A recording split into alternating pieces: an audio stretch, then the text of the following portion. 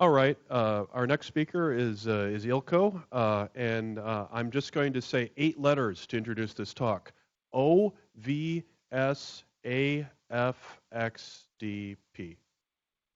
All right, thank you. Okay, so my name is Eelco. I was supposed to do this talk together with William, who's not here today, so I'm taking the full talk. He is mainly responsible for implementing the AFXDP part of it. I've been testing and making some minor tweaks to it. And this talk is not really about AFXDP itself, how it works, because I think that's been discussed the last 2 conferences already by William. What I'm trying to do is to get an idea on what the performance difference is, because always the first question I get is how much better is it or worse is it than DPDK or the kernel and stuff like that. So that's what I'm trying to sort of show what I've done so far on that. Here we come. So what is AFXDP? Very short. I think you should go and watch last year's talk from William if you really want to know the technology behind it and how he implemented it. But in short, it's just another way of getting packets to Userspace because it's using the same Userspace data path that DPDK is also using. So it's leveraging all the infrastructure that is there. And I think the other reason why it's there is it's also easier, or at least easier to maintain for some parties who are who are reliant on other Linux vendors to give the kernel modules, so that they cannot load their custom kernel modules as they're going to taint the kernel and they're not really happy with it. So this might be an alternative to get something quickly into the system. Watch there, because it's there. So what is it? Well, it's another way of getting the packets into the kernel. One of the advantages, I think, over DPDK is that it still allows the data path to make a decision, or the kernel to make a decision if it wants to hand off the packets to OVS, or you want to bypass the kernel, or still go through the kernel rather than bypass it completely. The difficulties that exist with DPDK also still exist a little bit with the AFXDP, because you bypass the kernel once you made the decision to go Userspace, is that you can no longer use any of the built-in. So you cannot use the TCP/IP stack of the kernel. You can no longer use the connection tracking or TC rate limiting. So all that has to be implemented in the Userspace part of it. So what are we going to do for testing? I'm going to use the OVS perf suite that I had a presentation on last year to do the tests. I have a 10 gig Ethernet interface towards it. From a topology perspective, I'm going to test the PVP, so physical to virtual, and then out the same physical interface in this scenario. The P-test, as the test suite calls it, but it's basically a loopback test. So you go in the same physical port, and then you go through OVS and go out the same physical port. So you need one single physical port to test it. I'm going to have a simple open flow rule, so the normal rule, so basically emulating a layer 2 forwarding path. For comparison of the performance, I don't think we really need to go and add all complex rules, because all those things, if you compare it to DPDK, for example, all those will be done in Userspace. So either it's done in Userspace by DPDK or by the AFXDP part. So that's going to be the same. I have some packet sizes here that I test with by default. I decided to put a little bit of flows there, 100 and 1,000, just to see the effect of the cache a little bit. But in the end, we're going to pick one. I'm going to pick one set that I want to use for comparison in the end.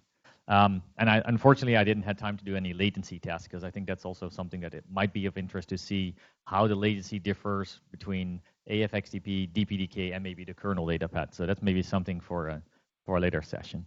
There are some references below on where to find the information on the test suite. So what am I going to compare? I would like to see the difference between AFXDP using a tap interface with AFXDP versus a kernel interface test. Then the other thing is I would like to see the difference between AFXDP with a tap interface and then AFXDP using the DPDK vHOST interface. because if you talk to a virtual machine, you will definitely see the performance difference because the vHOST interface is nice. It just uses a ring buffer. But if you use the tap interface, that means it needs to, talk to the kernel and then go to Userspace and then get to the virtual machine in the end. There's a big difference there. Finally, I think that's where people are willing or waiting for to see is the XDP versus the DPDK performance numbers. What is the difference there? Are we getting closer or closer? And then the last final test I added is the native AFXDP implementation in OVS, and then compare it to the PMD for AFXDP to see what the difference is in that performance thing.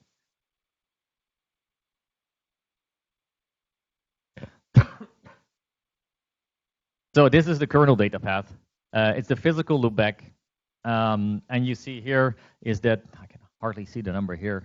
There's an eye chart for this, but you can see the performance gets better if you increase the number of the number of flows. And it's easy to see there. Maybe I have a pointer. I don't know. There is one, the red one.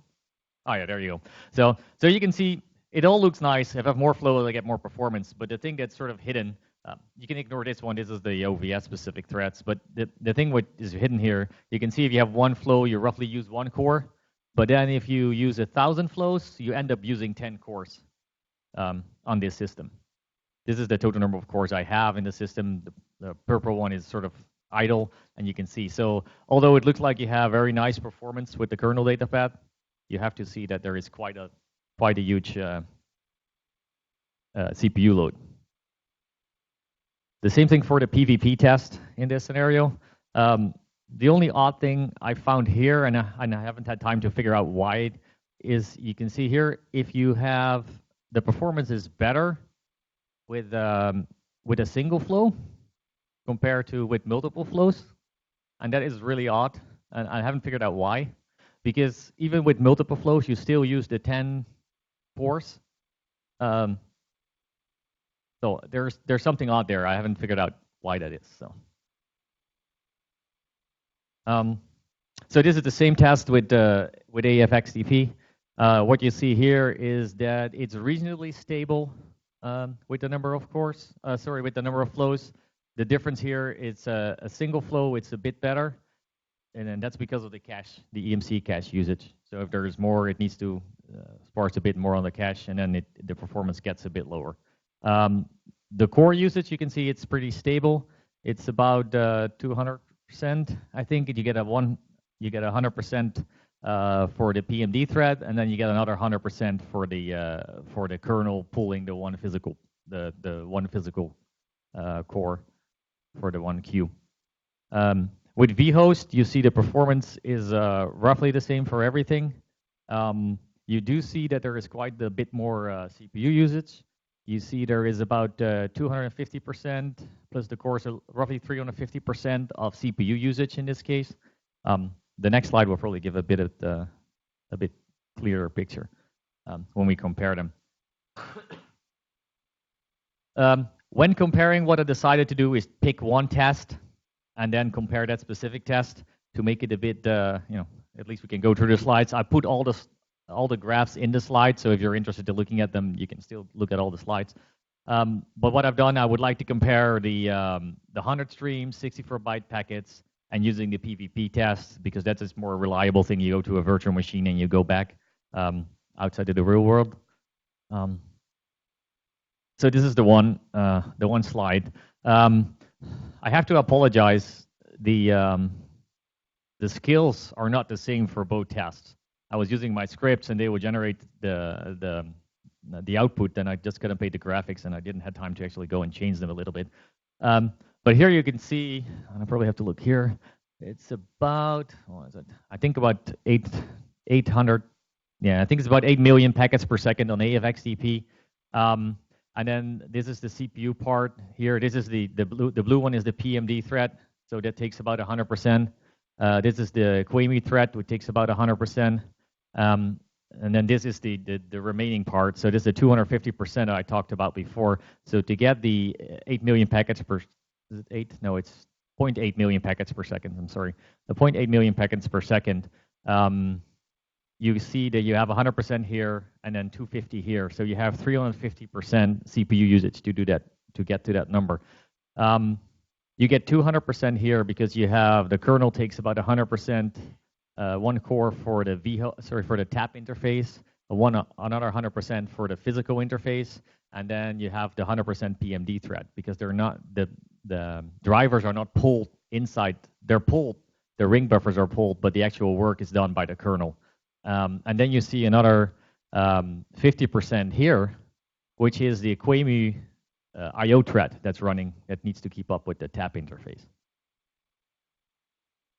Yeah, so that's them comparing it. So what do you see the difference? So maybe, sorry, I forgot about the kernel, because the kernel thread is still using that about 900 to 9 cores. So the numbers do not look that much different, but it's still 9 cores versus 3.5 cores in this example.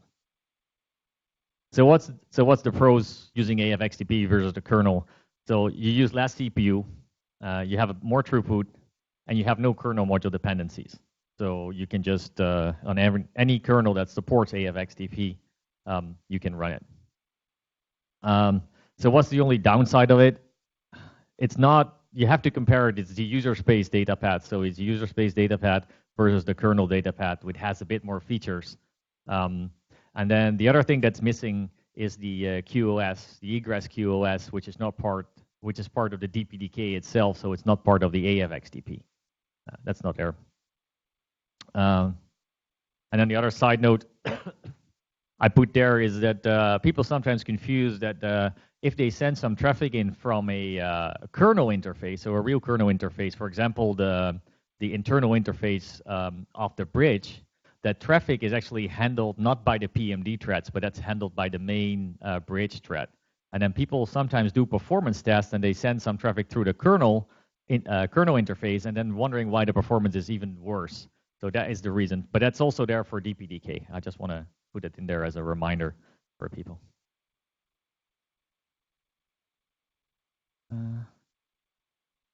Okay, so this is the same results on the same system for DPDK. So you got about physical, this is a physical port loopback. I got about, on my machine, I got about 10 million packets per second, so same physical port in and out. The only thing that is interesting here is that the CPU usage is really, straight. It's 100%. I have one PMD core assigned, so 100% is my max of the CPU that I will use. The same thing here for the PVP test. You see I have 200%. One is for the virtual machine, 100%, 100% for the PMD thread. So what I've done here, this is the same test, but rather than using a DPDK, a tap interface, I use a DPDK vHOST interface. And that's an interesting part because both the AFXDP and DPDK are part of the same Userspace data path. They can be intermixed. So you can have packets received on a DPDK interface and transmitted out on an AFXDP interface and vice versa. So if you compare those, there is still quite a different. I'm trying to see. I cannot even read it on this one, but I cannot read it here either, right? So it's about 8 million versus 10 million. I think it's probably. I don't have the numbers. I should have the numbers there, but it's quite a difference still. So this is both AFXDP still. So no DPDK physical interface. So the only difference that you see here is performance is a bit better. I think it's about the double performance when you use the DPDK vHOST interface versus the tap interface. And you use less CPU because if you do the vHOST part, the vHOST communication is actually done inside the PMD thread. So you take power of the PMD threads, 100% CPU that you're already taken. So you see it's still, on this side, it's the 250%, where on this side, you see it's only about the 100% that you still take, because also the QEMU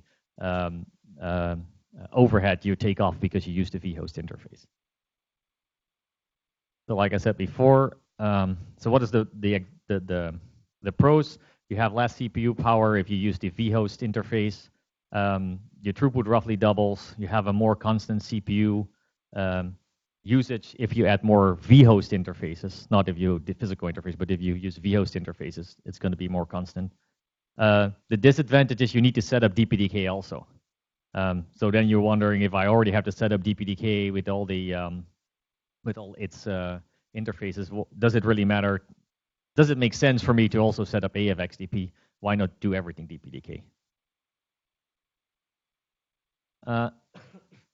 And then the final thing I think that people are interested in is the same test if you use AFXDP with the vHOST interface from DPDK versus the DPDK one. First, the simple part. I mean, from a CPU perspective, it's very straightforward. DPDK uses 100% of the CPU, and that's it. Whereas if you have the vHOST, you still have the 100% additional for the physical interface. If you would add another physical interface, you'll add another 100%, which you will not have with the DPDK. With the numbers difference, I think that's going to be a secret for everybody to, after this session, to watch the presentation and then look at the numbers, because I cannot even read them here. So maybe Anis can see it on his screen because he's very close, but it's, yeah. I think it's 1.6 versus 2.2 million, I think, is it? Yeah, 2.7. Yeah. But maybe I have it. So it's 1.6. There you go. So the difference is 1.6. It's faster. So what is the disadvantages? You know, you need to set up DPDK. I have to reverse in this slide. So, so DPDK is about 1.6 times faster. You have less CPU because you don't have to have that. You don't have to have the kernel do anything. You can probably increase it a little bit by pinning the IRQ for the physical interface to the same PMD thread, but then your performance will also probably go down. So I haven't done any tests with that to see that difference. And then you need to set up DPDK to get it to work. You need the PMD drivers. And currently, I don't think you can support XDP steer. You cannot do any XDP program steering. So let's say if you would like to have certain traffic not go through OVS, but you want to bypass it, that's not possible with DPDK at the moment. And then we have another one. DPDK also has an AFXDP PMD that you could use. So you could use the same infrastructure of DPDK, but then decide to use the PMD driver for AFXDP. And then if we ever get an enhancement in the DPDK also that we could load an XDP program on the AFXDP driver, then you could do the same thing as with the native AFXDP, and you can have your own XDP or eBPF program before you pass up the data to OVS. So this is the same test with the AFXDP PMD. Numbers are roughly the same. I just scroll to them, but I think we want to compare the numbers, and I can't see them, of course. But I can tell you the AFXDP PMD is a little bit faster than the OVS one. The main reason why that is the case is that the native XDP driver is not sharing memory. So every time a packet needs to go out, it's copied. So it makes a copy of the packet to the mbuf, and then it will be sent out. So I think that's something that William is trying to fix by having a shared memory pool, a bit like the DPDK implementation. And then I feel that after that, the numbers will probably be the same.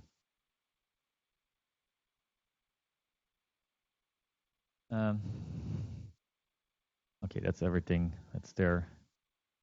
So the other thing, the QoS policy support is there.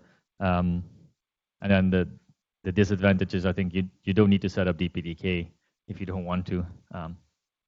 And there's no packet steering yet, but I'm quite sure that someone will add that soon to the PMD driver. Yeah, 5 minutes, so let me quickly go over this. There might be questions. So some of the future items that we're trying to work on, there should be shared UMEM support so that we don't have to copy it. native zero copy support for the VEAT and TAP interfaces. That's a kernel enhancement that we still need to work on. There's also some thoughts by William to have a kind of a vHOST library, which is not the DPDK one, so you don't have to set up the DPDK infrastructure. Egress support is also something that's missing for AFXDP. So there's no CI testing currently for this. There is a little bit of a unit test, but there's no real CI testing for it. Load a custom XDP program, so that is already upstream with a patch. And then there is another patch that's already upstream to do a little bit more configuration on how you would like to load your the AFXDP driver, so copy mode, non-copy mode, SKB mode, stuff like that. So stuff we didn't do so far. There was no latency test or multi-queue test. Everything was a single queue for AFXDP and also single PMD. So where does it sit, AFXDP? I think it sits somewhere between the kernel and DPDK from a performance perspective. It's still missing some kernel features that are not there, that might be required. The only downside, I think, is that AFXDP requires kernel support, and there's still a lot of changes going on in AFXDP that need to be crystalled out. So once all that is in, I think there's some other enhancement that can be made to AFXDP to make it a little bit faster than it currently is. I think that's all I have. And see if there's time for a question or two.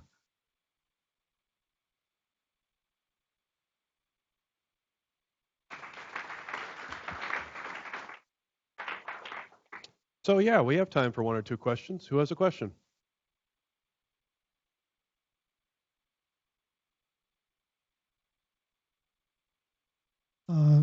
My question is more related to the containers. Today, OVS, we connect to the containers using the V8 pairs, where the performance is very low, I believe. Does this AFXDP kind of it enhances that, or can we use this to connect with the containers? Yeah, so that's a test case we didn't test. Is that from going from DPDK to a container, you go back to the user space, right? Or you go back to the kernel, right, which is hard. So with AFXDP, you can still have the V8 ETH interface with AFXDP support, so you could go directly to that interface. So that should give you a better performance. But that's the test case I didn't test.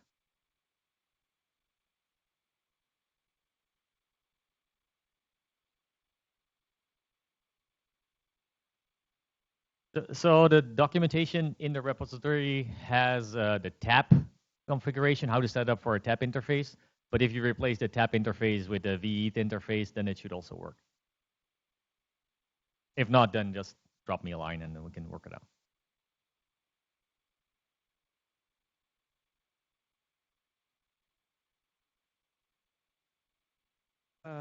I think for QoS, you can use meter. It can support this.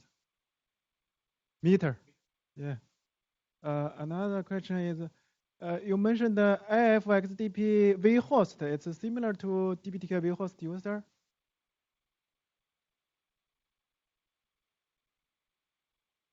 So yeah, you can use meters for that, but there's people that explicitly use the egress policer.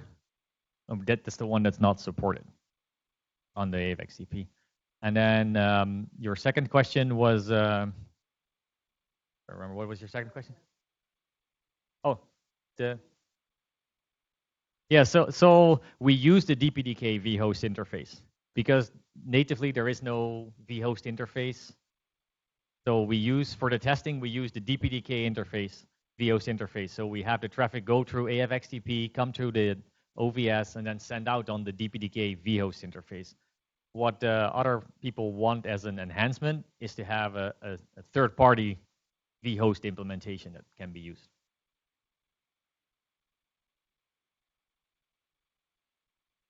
All right, let's thank our speaker one more time.